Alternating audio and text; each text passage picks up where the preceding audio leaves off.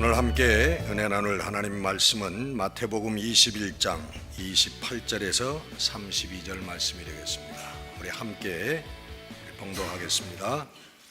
그러나 너희 생각에는 어떠하냐? 어떤 사람에게 두 아들이 있는데 맏아들에게 가서 이르되 예 오늘 포도원에 가서 일하라 하니 대답하여 이르되 아버지 가겠나이다 하더니 가지 아니하고 둘째 아들에게 가서 또 그와 같이 말하니 대답하여 이르되 실소이다 하였다가 그 후에 뉘우치고 갔으니 그 둘 중에 누가 아버지의 뜻대로 하였느냐? 이르되 둘째 아들이니이다. 예수께서 그들에게 이르시되 내가 진실로 너희에게 이르노니 세리들과 창녀들이 너희보다 먼저 하나님의 나라에 들어가리라. 요한이 의의 도로 너희에게 왔거늘 너희는 그를 믿지 아니하였으되 세리와 창녀는 믿었으며 너희는 이것을 보고도 끝내 뉘우쳐 믿지 아니하였도다. 아멘. 오늘 이 말씀은 여러분 잘 아시는 우리 두 아들에 대한 비유의 말씀입니다. 일하라고 하신 우리 아버지의 명령을 따라서 첫째 아들은 예 가겠습니다 하고 일하러 갔고, 둘째 아들은 아버지 나는 싫습니다 그리고서는 안 갔다가 나중에 깨닫고 갔고요. 이 첫째 아들은 가겠습니다 해놓고는 안 갔다는 거죠. 이 비유는 물론 우리 예수님께서 그 바리새인들, 그 유대인들과 그리고 이제 예수님을 따라서 우리 하나님의 사랑의 진리를 발견하려고 하는 그 사람들을 비유하는 그런 말씀이기도 합니다. 근데 이 하나님의 택함받은 백성이었다라고 하는 그런 선민의식을 갖고 있었던 우리 이 유대인들을 향하신 우리 예수님께서 그 염려하시고 또 꾸중하셨던 그 생각은 복음서에 아주 초지일관되게 그렇게 말씀하고 계십니다. 마태복음 8장에 보면 그 백부장의 믿음을 칭찬하시고 그렇게 얘기하십니다.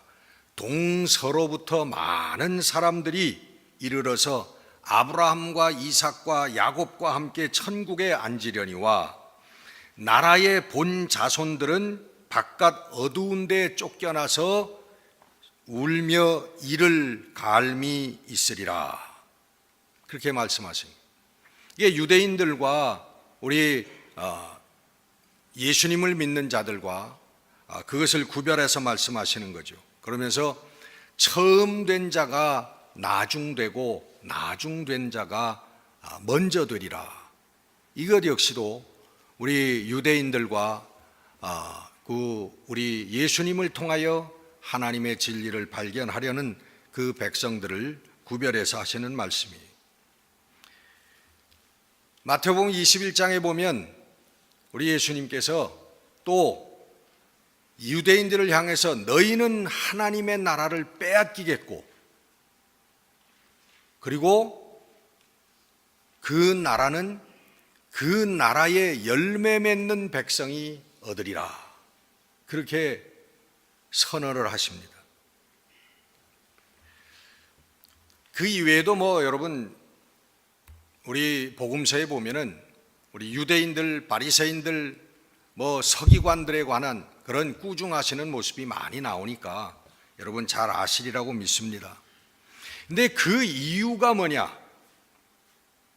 예수님께서 왜 그 잘 믿는다라고 하는 그 바리새인들, 그 서기관들, 그리고 유대인들, 그들을 향해서 왜 예수님께서 꾸중을 하셨느냐?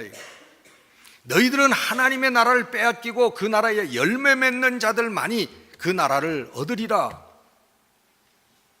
예수님께서 왜 그러셨느냐는 거예요. 그 이유는 여러분 정확하게 단 하나입니다. 그것은 외식이라고 하는 거예요. 외식하는 자들아,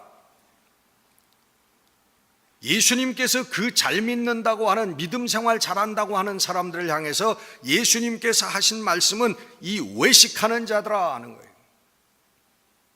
여러분, 외식이 뭡니까? 외식은 영어 성경에 보니까 hypocrisy,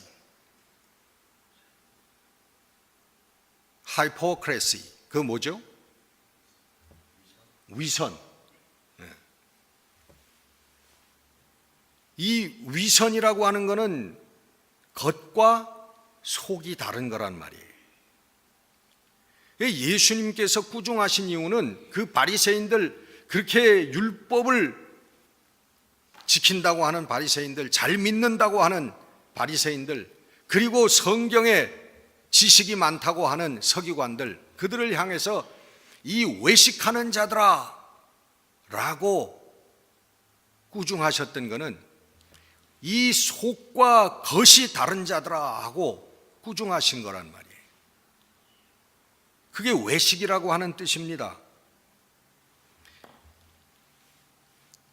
우리나라 사람들도 좀 이런 경향이 좀 있죠. 속과 겉이 좀 다른. 그건 우리 오래적부터 내려오는 체면 문화 때문에 그런 것 같아요. 그래서 좋으면서도 나는 별로 좋아하지 않습니다. 갖고 싶으면서도 나는 괜찮습니다. 먹고 싶으면서도 난 배 안 고픈데요. 이게 뭐 꼭 외식이라고 위선이라고까지 할 수는 없지만은 좀 그런 경향성이 많은 것 같아요. 이 체면 문화라고 하는 게. 근데 마태복음 6장에 보면 예수님께서 구제하는 것도, 기도하는 것도, 금식하는 것도, 이것도 외식이 될 수 있다, 이것도 위선이 될 수 있다, 그렇게 예수님 지적하고 계세요. 우리가 기도 많이 하는 것 같고 또 하나님의 말씀을 많이 아는 것 같고 경건한 것 같지만은, 그러나 그것이 외식이 될 수 있는 것은 우리 마음속에는 세상의 것을 사랑하고 추구하면서 또 세상의 것을 얻지 못해서 염려하고 근심하면서 나는 하나님을 잘 믿습니다, 나는 하나님을 신뢰하고 하나님을 믿습니다, 이렇게 얘기하는 것이 위선이라는 거죠. 그럴 때 기도도 위선이 될 수 있고 말씀도 위선이 될 수 있는 거예요. 금식도 위선이 될 수 있다고 우리 주님께서 말씀하고 계시는 겁니다. 우리 예수님께서 유대 백성들을 바라보시면서 그들이 가지고 있는 어떤 선민의식을 싫어하셨던 게 아니에요. 하나님의 말씀을 잘 지키려고 노력했던 그 노력을 우리 예수님께서 싫어하신 게 아닙니다. 그것을 꾸중하신 게 아니에요. 우리 예수님께서 그들을 향해서 비판하신 것은 바로 하나님의 율법의 근본 정신을, 그거는 잊어버리고 그거는 내던져버리고 그냥 껍데기만, 형식만 중요시하는 그들을 향해서 꾸중하셨던 거예요. 여러분, 마태복음 22장에 여러분 잘 아시죠? 율법사가 나와서 그 두꺼운 많은 이 율법 중에 정말 가장 근본이 되는 하나님의 말씀이 무엇입니까? 그랬을 때 예수님께서 두 가지를 말씀하셨죠. 내 마음을 다하여, 뜻을 다하여, 내 목숨을 다하여 주 너의 하나님을 사랑하라. 두 번째도 그와 같으니 내 이웃을 내 몸과 같이 사랑하라.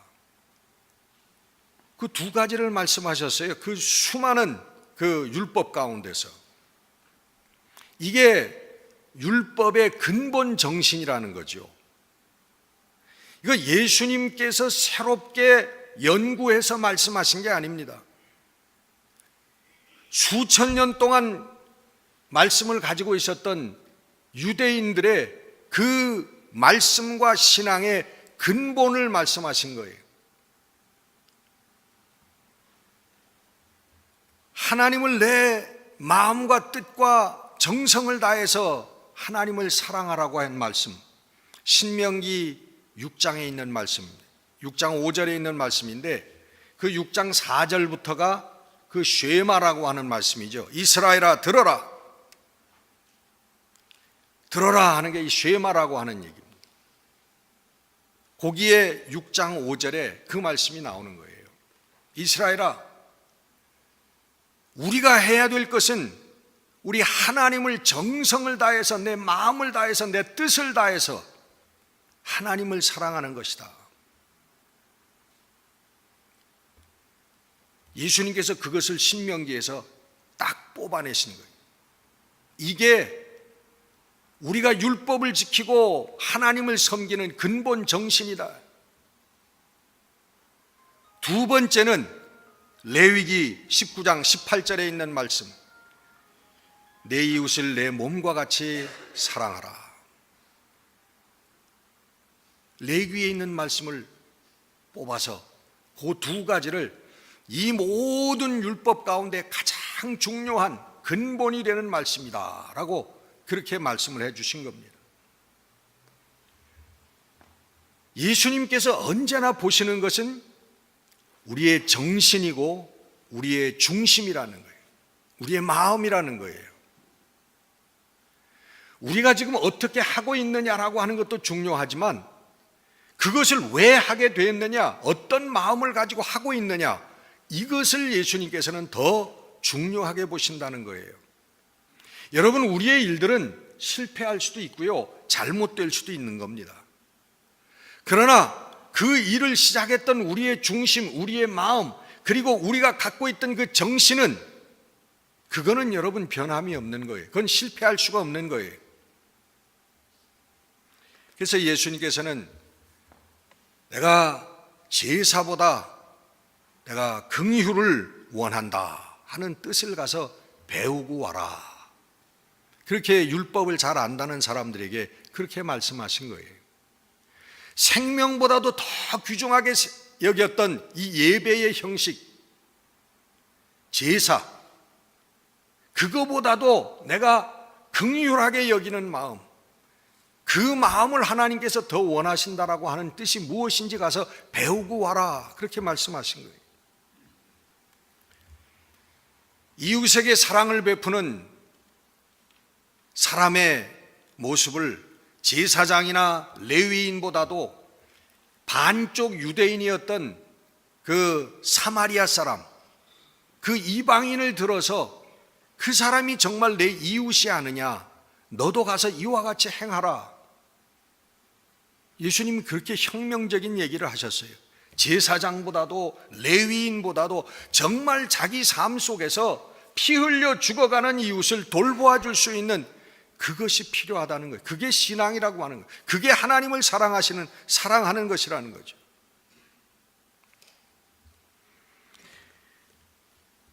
오늘 이 말씀은 분명히 우리들 개개인에게도 도전하시는 그런 말씀인 줄로 믿습니다. 유대인들에게만 주신 말씀이 아니고요, 우리 개개인에게 오늘 우리 현대를 살아가는 우리 신앙인들에게 주시는 말씀이 주님께서 우리의 신앙이 정말 형식화하고 우리가 붙이고 다니는 무슨 장신구, 액세서리처럼 그렇게 되어진다면, 그리고 말씀의 근본적인 정신을 우리가 잃어버린다면 그러고서 구원받을 수 있겠느냐, 하나님의 구원이 그런 것이냐라고 물어오시는 겁니다. 첫 번째 순종은 위선입니다. 아버지 제가 하겠습니다. 그러고서는 뒤돌아서서는 하지 않는 것, 그건 분명히 위선이죠. 그러나 두 번째 순종은 그것은 회개입니다. 그렇죠? 나 아버지 나 그거 싫어요. 나 안 하겠습니다. 안 가겠습니다. 그랬지만 그래도 나중에 깨닫고 일터로 나가는 아버지 뜻에 순종하는 이것은 회개입니다. 여러분, 첫째 아들, 둘째 아들, 어떤 아들이 좋은 아들이에요? 네? 둘 다 나쁜 놈이죠, 사실은. 정말 좋은 아들은 처음부터 아버지를 사랑하고 아버지께 순종하는 마음을 가지고 아버지 뜻에 따르는 그 아들이 그게 좋은 아들이죠. 둘 다 나쁜 놈인데 그 나쁜 놈 둘 중에 우리는 첫 번째예요, 둘째예요? 우리는 두 번째입니다. 우리는 두 번째예요. 여러분, 우리가 처음부터 난 예수가 좋더라 우리 그런 사람들이 아니잖아요.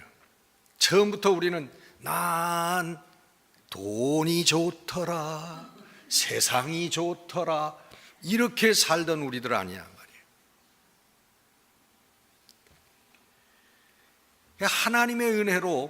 하나님의 은혜로 오늘 우리가 이 자리에 있게 된 사람들 아닙니까? 이 누가복음에 나오는 탕자의 비유와 똑같은 말씀이에요. 이 아버지의 영역과 아버지의 능력과 아버지의 그 다스리는 게 싫어서 내 몫을 달라고 하고서 내 마음대로 내가 주인이 되어서 한번 살아보겠다고 나갔다가 거지꼴이 돼가지고 돌아온 그 아들. 누가복음에 있는 메시지와 똑같은 메시지라는 것이죠. 여러분, 탕자로 비유되는 그 아들이, 독립해서 나갔던 아들이 여러분 성공해서 돌아왔습니까? 보세요, 아버지. 내가 아버지보다 내가 더 잘 살았잖아요. 아버지가 했던 방법보다 내가 사는 방법이 나았잖아요. 그리고서는 번쩍번쩍한 것들을 짊어지고 그리고 돌아온 아들이 아니잖아요. 거지꼴이 돼가지고 돼지 똥을 묻히고 세상에 똥을 묻히고 돌아온 아들이란 말이죠. 여러분, 그걸 구원의 사건이라고 얘기를 하는데 그 아들이 성공해가지고 번쩍번쩍하게 돼가지고서는 돌아와서 구원받은 게 아니라 세상에 똥을 묻히고 돼지 똥을 묻히고 돌아왔지만 그러나 아버지께로 돌아왔다고 하는 것 그 하나. 아버지 품은 따뜻하고 아버지 품에는 생명이 있고 아버지 품에는 진리가 있다고 하는 그 하나를 믿고 돌아온 것을 보고 잔치를 열어주셨다는 거예요. 모욕을 시켜 옷을 갈아입히고 금가락지를 끼워주고 그 아들이 여러분 잘한 게 뭐가 있습니까? 아무것도 없죠. 단 하나, 이제는 내가 주인 돼서 내 인생의 주인은 나라고 생각하고 살아왔던 그 삶을 포기하고 이것은 아니구나, 내 아버지 가운데 내 아버지의 집에 생명이 있고 진리가 있고 거기에 참 기쁨이 있구나, 이걸 깨닫고 돌아왔다고 하는 그 사실 하나가 구원의 조건이 된 것입니다. 여러분, 구원받았다라고 하는 게 뭡니까? 이것은 완전해지는 것이 아닙니다. 우리의 이기심도, 우리의 욕심도, 우리의 정욕도, 탐심도 다 버리고 온전케 되어져서 구원받았다라고 하는 게 아니에요. 내 삶이, 내가 주인 되어서 살았던 삶이 잘못되었다고 하는 것, 이건 아니라고 하는 것을 느끼고 예수께로 돌아서는, 그걸 구원받았다라고 얘기를 하는 것입니다. 우리도 집 나갔던 그 탕자처럼 우리도 세상의 오물들 돼지똥 묻히고 주님께 돌아온 사람들이에요. 구원이라고 하는 것은 예수처럼 되는 게 아닙니다. 예수님을 향하여 돌아서는 거고, 예수님의 삶이, 예수님의 정신이, 예수님의 신앙이 옳았다라고 하는 것, 그래서 나도 그 길을 가겠다라고 생각하는 게 구원이라는 거예요.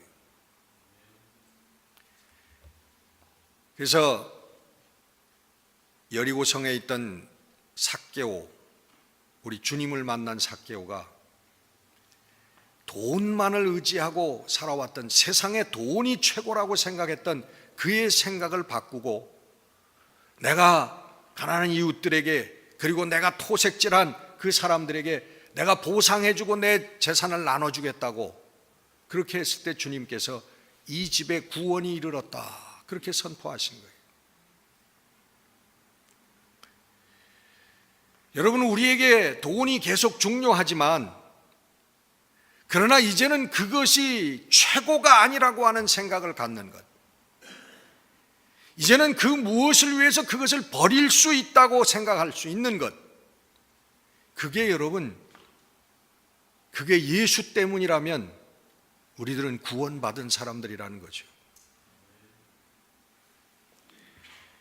그래서 오늘 마지막 본문에 마지막 절에 너희들보다 세리와 창녀들이 오히려 하나님 나라에 먼저 들어갈 것이다, 하나님 나라에 더 가깝다, 그렇게 말씀하신 의미가 거기에 있는 거예요. 여러분, 저희들이 세리가 되었기 때문에 구원받는 게 아니고, 저희들이 창녀가 되었기 때문에 구원받는 게 아니라는 거죠. 저희들이 자기의 삶의 연약함을 깨닫고 하나님께로 돌아섰다는 것. 그러나 유대인들, 바리새인들, 서기관들은 내가 잘하고 있다라고 생각했기 때문에, 나는 옳은 길을 가고 있다라고 생각했기 때문에 우리 주님께서 그들을 비판하신 거예요.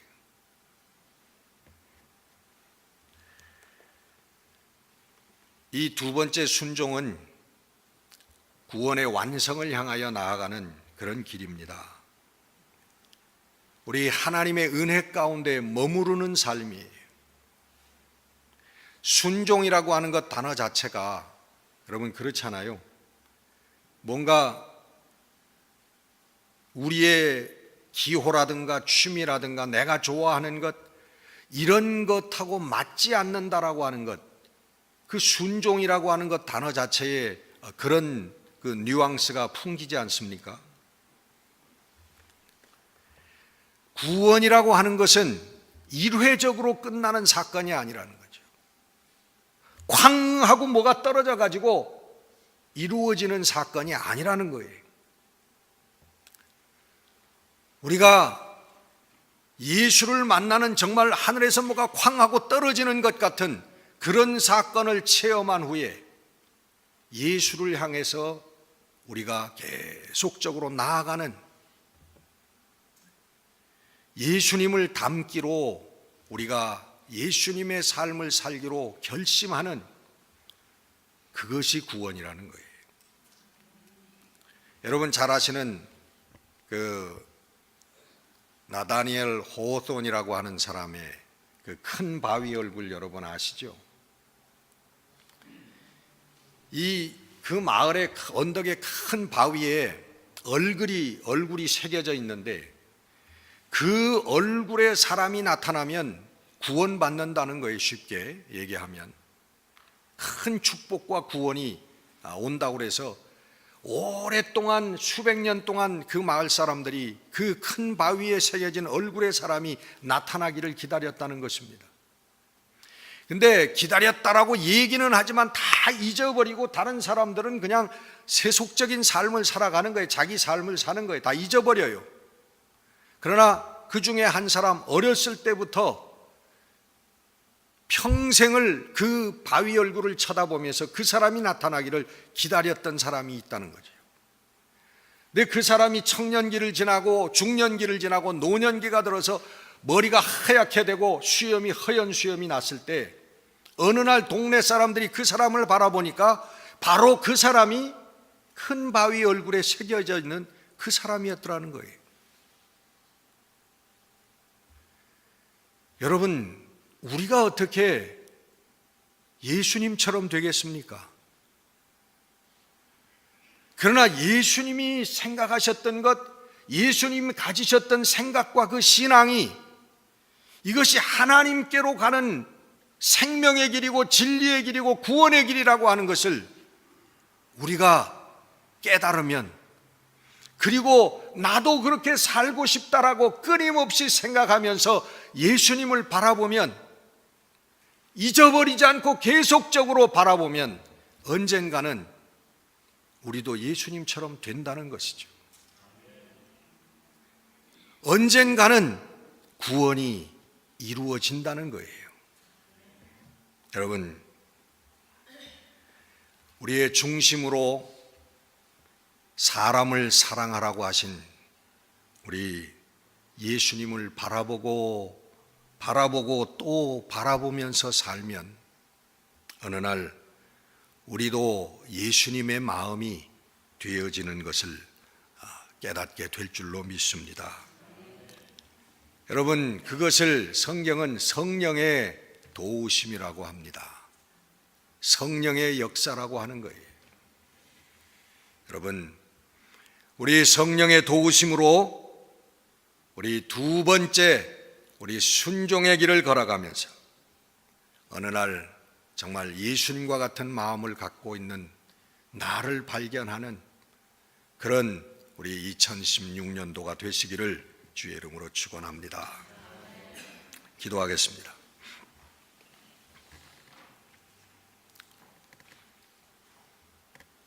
아버지, 늘 연약하고 부족한 모습 주 앞에 고백할 수밖에 없습니다. 그러나 주님, 저희를 사랑하신 것은, 저희들에게 은혜를 베풀어 주신 것은 연약하고 부족한 자리임에도 불구하고 늘 주님을 바라볼 수 있는, 늘 주님의 마음을 생각하며 나갈 수 있는 저희들이 되게 해 주신 것을 주님 감사를 드립니다. 이것이 하나님의 은혜요, 우리 성령이 오늘도 우리와 함께 계심의 증거인 줄로 믿습니다. 하나님, 이제 우리 2016년 새로이 부여받은 새 시간들 성령님 함께 해 주셔서 이제 좀 더 우리 깊게 넓게 빨리 우리 주님을 닮아갈 수 있는 우리 모두가 되게 하여 주시기를 원합니다. 우리 주님 닮은 우리의 삶을 우리 주위의 사람들이, 우리의 이웃들이 바라보고 우리 주님을 발견하는 우리 은혜의 한 해가 될 수 있도록 축복해 주시옵소서. 우리 주 예수 그리스도 이름으로 감사하며 기도드렸습니다. 아멘.